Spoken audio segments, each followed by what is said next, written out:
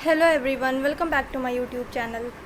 आज इस वीडियो में हम लोग डिस्कस करने वाले हैं द होली कुरान। जो कि जैसे कि आप लोगों को पता है कि इस्लामिक हिस्ट्री सीरीज़ में हम लोग काफ़ी सारी चीज़ें डिस्कस कर चुके हैं।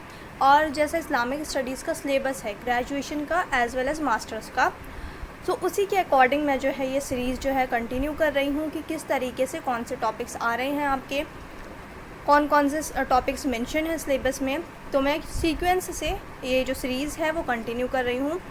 सो आज जो हम टॉपिक पढ़ने वाले हैं, हमने already fundamental rights, fundamental beliefs और क्या बोलते हैं prophet life at Mecca, prophet life at Medina, और जो हमारे पायस कैलिफेट थे, जो हमारे 4 खलीफा गुजरे हैं, उनके बारे में मैं डिस्कस कर चुकी हूँ आपसे। अब जो नेक्स्ट इंपॉर्टेंट टॉपिक है वो क्या है। अच्छा, और जिन लोगों ने इस्लामिक स्टडीज़ का सिलेबस नहीं देखा है वो इस्लामिक स्टडीज़ का सिलेबस जाकर देख लें, ताकि आप लोगों को अच्छे से क्लियर हो जाए कि एग्ज़ाम में किस तरीके के क्वेश्चंस आते हैं और सिलेबस आपका है क्या। तो यहाँ पे आज मैं जो आपके साथ नेक्स्ट टॉपिक डिस्कस करने वाली हूँ वो है होली कुरान। तो होली कुरान जो है ये एक अपने आप में बहुत ही एक वास्ट टॉपिक है। अगर हम देखें, इसका हिस्टोरिकल बैकग्राउंड देखें, अगर इसका डेवलपमेंट देखें और जो प्रिजर्वेशन हुई है कुरान शरीफ की, तो ये किस तरीके से हुई है, किसने कंट्रीब्यूशन रहा है किस का, तो ये सारी चीज़ें बहुत ज़्यादा इंपॉर्टेंट हो जाती है। सो ये आपका जो है ये 10 मार्क्स में अलग से क्वेश्चंस बन के आ जाता है। कितनी बार जो सब्जेक्टिव पार्ट होता है उसमें 10 मार्क्स का अलग से क्वेश्चन आ जाता है सिर्फ और सिर्फ होली कुरान पर। और ये जो है ये दोनों के लिए इम्पॉर्टेंट है, मास्टर्स के लिए और ग्रेजुएशन के लिए। तो जो मास्टर्स वाले हैं वो भी ये ही आंसर लिख के आ सकते हैं और जो ग्रेजुएशन वाले हैं वो भी यही आंसर लिख के आ सकते हैं एज इट इज़।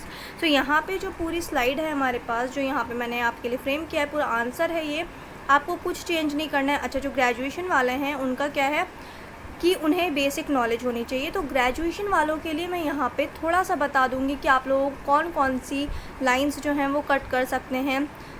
पर जो मास्टर्स के लिए प्रिपेयर कर रहे हैं तो एज़ इट इज़ आपको यही लिख कर आना है। इसमें से अगर आप मेरी स्लाइड से पढ़ रहे हैं, मेरी पीपीटी से पढ़ रहे हैं, तो यहाँ पर जो भी है आंसर आपको कुछ भी इसमें से कट नहीं करना है। कुछ भी ऐसा नहीं है कि आप स्किप कर दें, ये सारी चीज़ें एक एक चीज़ बहुत इंपॉर्टेंट है।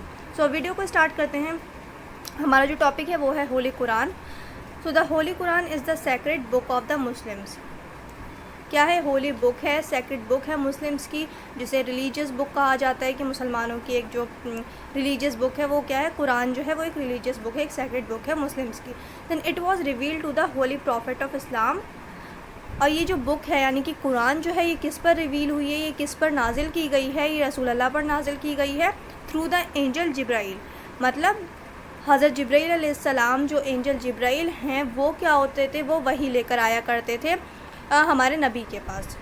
तो उनके थ्रू जो है कुरान की वर्सेस जो हैं वो हमारे नबी पर उतारी गई हैं, भेजी गई हैं दुनिया में। किसके थ्रू? एंजल जिब्राइल के थ्रू।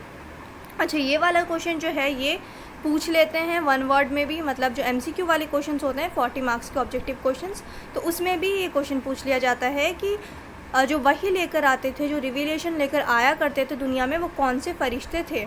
तो वो थे एंजल जिब्राइल। देन अच्छा, और जिब्राइल की स्पेलिंग कितनी बार जी से भी देते हैं, GABRAEL,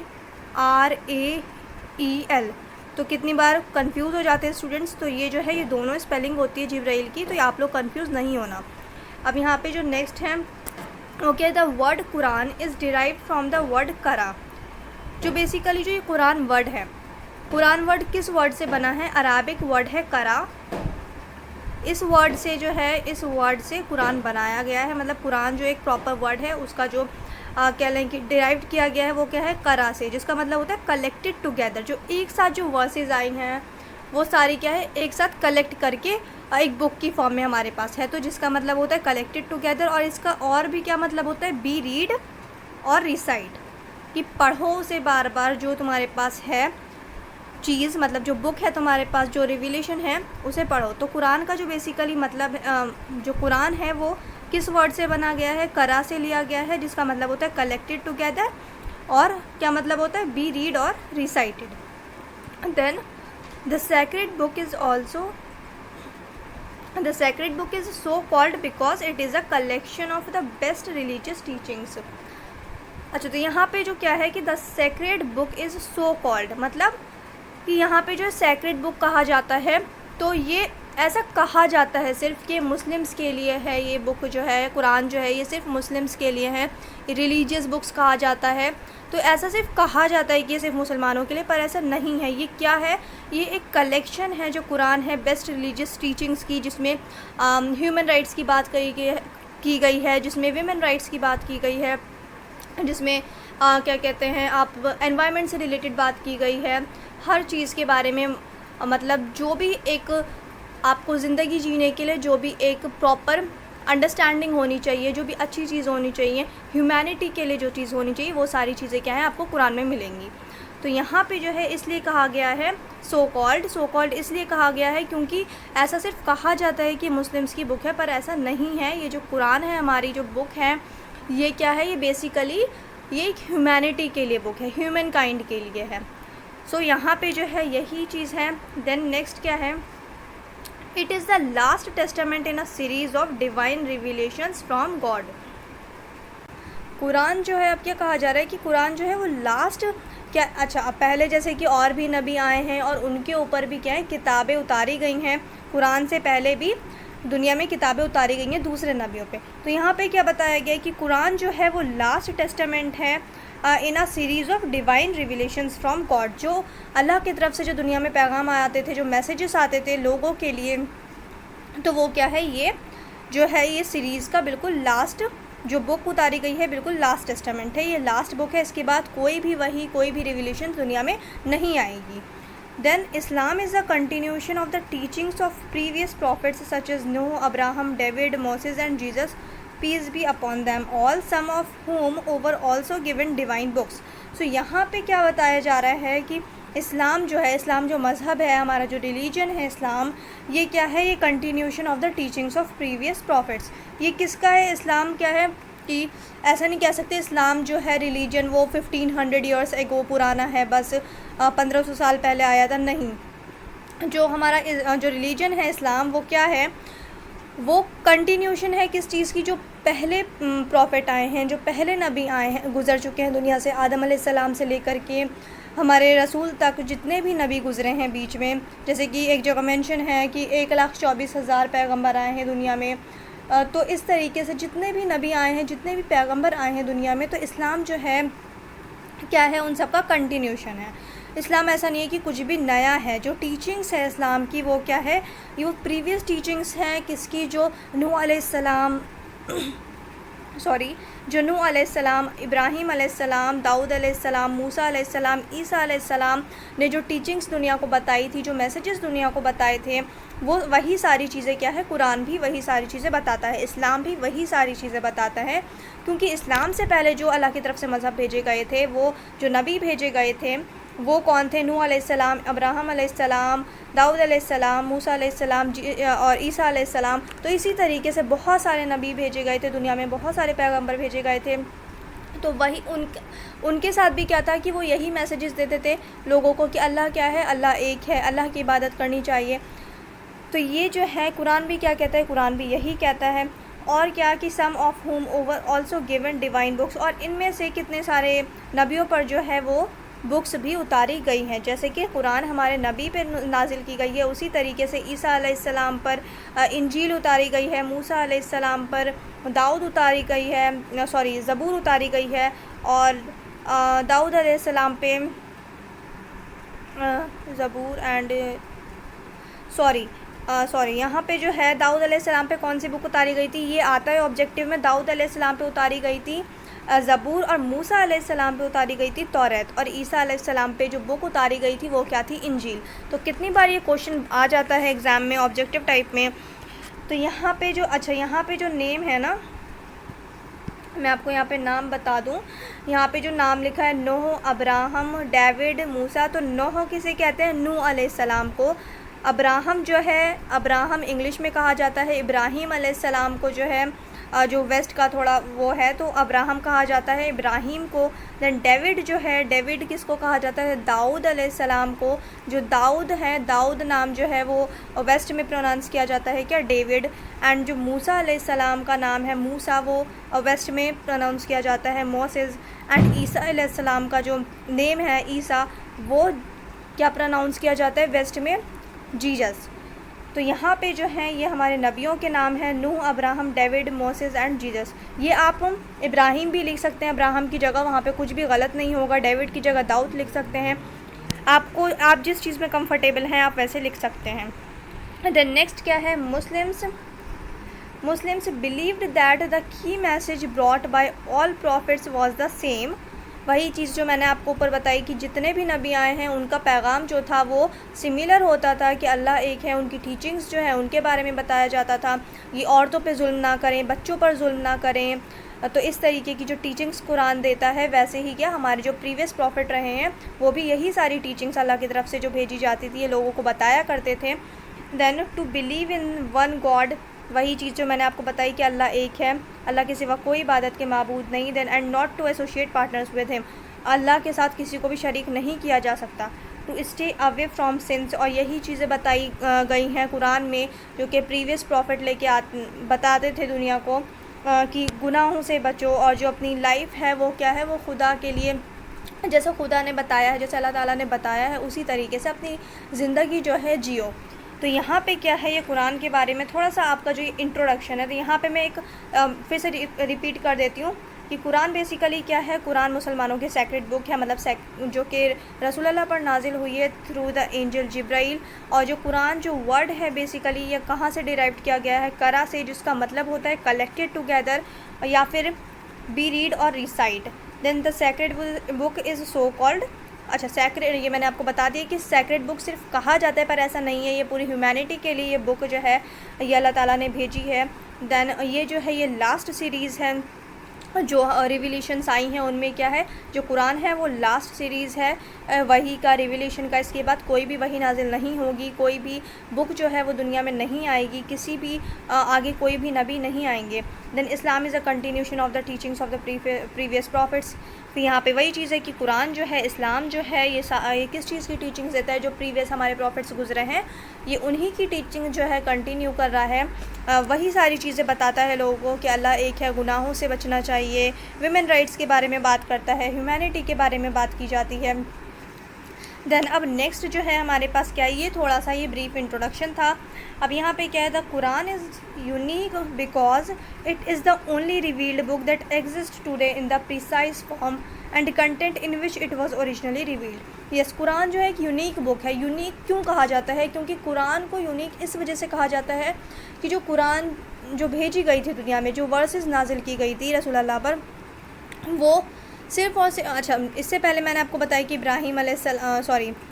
दाऊद अलैहिस्सलाम पर ज़बूर जो है वो नाजिल की गई थी। और जैसे कि हम देख सकते हैं ईसा अलैहिस्सलाम के फॉलोवर्स आज भी दुनिया में मौजूद हैं। क्रिश्चियंस जो हैं वो किसे मानते हैं, वो किसे मानते हैं, वो ईसा अलैहिस्सलाम को मानते हैं। पर जो ईसा अलैहिस्सलाम के ऊपर बुक नाजिल करी गई थी, इंजील, जो अल्लाह ताला के जो वर्सेस थे, जो अल्लाह ताला के मैसेजेस थे, वो आज ओरिजिनल फॉर्म में नहीं है। जो बाइबल है आज प्रेजेंट, वो ओरिजिनल बाइबल नहीं है, वो ओरिजिनल मैसेजेस नहीं हैं, वो सारी चीज़ें क्या है चेंज कर दी गई है। पर कुरान को यूनिक इस वजह से ही कहा जाता है क्योंकि कुरान एक ऐसी बुक है, एक ऐसी बुक है जो अल्लाह ताला ने खुद अपने ज़िम्मे ली है, जिसकी ज़िम्मेदारी जिसको आज तक चेंज नहीं किया गया है। जिस तरीके से कुरान को उतारा गया था, जो अल्फाज कुरान में थे, जो वर्ड्स थे, एज़ इट इज़ वो आज भी हमारे पास उसी फॉर्म में है। कोई भी चेंजेस नहीं हुई है उसमें और ना ही आगे कोई चेंजेस होगी। तो यहाँ पे जो है कुरान को इस वजह से यूनिक बुक भी कहा जाता है क्योंकि जो वो आज हमारे पास मौजूद है वो ओरिजिनल फॉर्म में ही मौजूद है। जिस तरीके से वर्सेस उतारी गई थी, जो वर्सेस उतारी गई थी, नाजिल की गई थी रसूल अल्लाह पर, वही वर्सेस हमारे पास मौजूद है। कुरान में कोई चेंजेस नहीं की है, किसी ने भी कोई चेंजेस नहीं किया। अल्लाह ताला ने इसकी ज़िम्मा खुद लिया है कि कुरान की हिफाजत जो है अल्लाह खुद करेगा। जो उसके मैसेजेस हैं वो हमारे पास बिल्कुल ओरिजिनल फॉर्म में हैं। तो यहाँ पे जो है, then further more it was actively recorded during the time the religion was being established. अच्छा, ये जो है कुरान जब कोई भी वही नाजिल होती थी, जब भी वही नाजिल होती थी रसूल अल्लाह पर, तो रसूल अल्लाह उन वर्सेस को पढ़ा करते थे और जो कंपेनियंस थे, जो सहाबा थे, उसे नोट डाउन कर लिया करते थे, उसी वक्त नोट डाउन कर लिया करते थे। और कितने सहाबा ऐसे थे जो रसूल अल्लाह जैसे ही पढ़ते थे वो वर्सेस, वो उन्हें एकदम से याद हो जाया करती थी। Then the distinctive approach of the Quran is that its spiritual message includes practical injunctions aimed at the general welfare of human beings, society and the environment in which we live. So Quran, जैसे मैंने आपको ऊपर बताया था अभी, जैसे कि मैंने आपको ऊपर बताया था कि कुरान जो है सिर्फ़ और सिर्फ एक होली बुक नहीं है, सिर्फ मुस्लिम्स के लिए कोई रिलीजियस ऐसी प्रैक्टिसेस नहीं बताता है। वो क्या बात करता है, वो पूरी ह्यूमैनिटी के बारे में बात करता है, वो सबके राइट्स के बारे में बात की जाती है। कुरान में एनवायरनमेंट से रिलेटेड बात की जाती है, जो भी कह सकते हैं कि इस्लाम एक बहुत प्रैक्टिकल मज़हब है। ठीक है, तो इस्लाम जो है बहुत ही प्रैक्टिकल मज़हब है, जो आज हमारे पास है।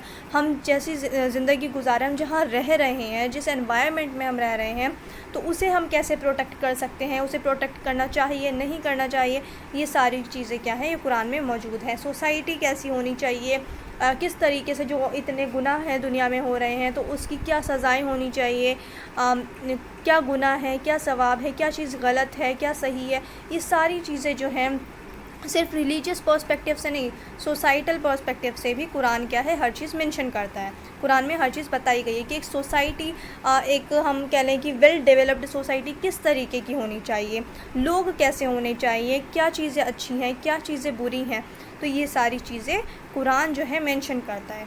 Then it provides guidance on every aspect of human life. हर मतलब इंसान की ज़िंदगी जो है उसके हर पहलू में कुरान जो है क्या एक गाइडेंस का रोल जो है वो प्ले करता है। अच्छा, इकोनॉमिक्स से लेके कुरान में हर चीज़ है, मतलब हर चीज़ के बारे में बताया गया है, जैसे कि from economics and the ethics of trade to marriage, कि मैरिज कैसे करें, ट्रेड कैसे करें, डाइवोर्स के बारे में, जेंडर इश्यूज़ से रिलेटेड काफ़ी सारी चीज़ें हैं, काफ़ी सारी वर्सेस हैं कुरान में। विमेन राइट्स के बारे में हैं, ह्यूमन राइट्स के बारे में, सिविल राइट्स के बारे में है, हर चीज़ के बारे में, इनहेरिटेंस, पेरेंटिंग, तो हर चीज़ का जो है वो मेंशन की गई हैं। ये सारी चीज़ें जो ये इश्यूज़ हैं, सिर्फ़ और सिर्फ कुरान ऐसा नहीं है कि वो सिर्फ रिलीजियस बातें करता है, मतलब रिलीजियस मैसेजेस हैं, नहीं। एक जो ज़िंदगी जीने का जो तरीका होता है, वे ऑफ लाइफ जो है, अगर हम कुरान को समझ लें, उसे फॉलो करें, तो उससे ज़्यादा बेहतर और उससे ज़्यादा खूबसूरत ज़िंदगी नहीं होगी। देन नेक्स्ट क्या है, preservation of the holy Quran. So ये जो है ये बहुत इम्पॉर्टेंट है, preservation of Holi Quran.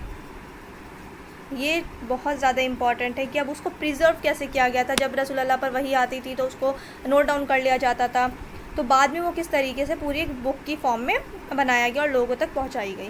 Then the holy Quran was revealed to the holy prophet in the course of his ministry at Mecca and Medina from 610 to 632। अच्छा, और जो वही नाजिल हुई है रसूल अल्लाह पे, वो स्टार्टिंग से ही नहीं हुई है, ठीक है।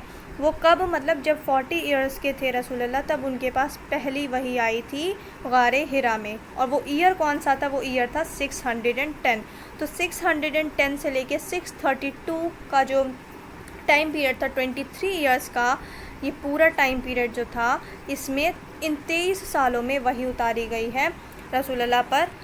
और ये जो है the holy profit recited the versus two his companions and many them learn these versus by heart. ये जैसे कि मैंने आपको बताया था कि रसूल अल्लाह पढ़ते थे और कितने लोग फ़ौरन याद कर लिया करते थे और नोट डाउन किया करते थे। Zaid bin Thabit the secretary of the holy prophet recorded those verses. Zaid bin Thabit जो थे,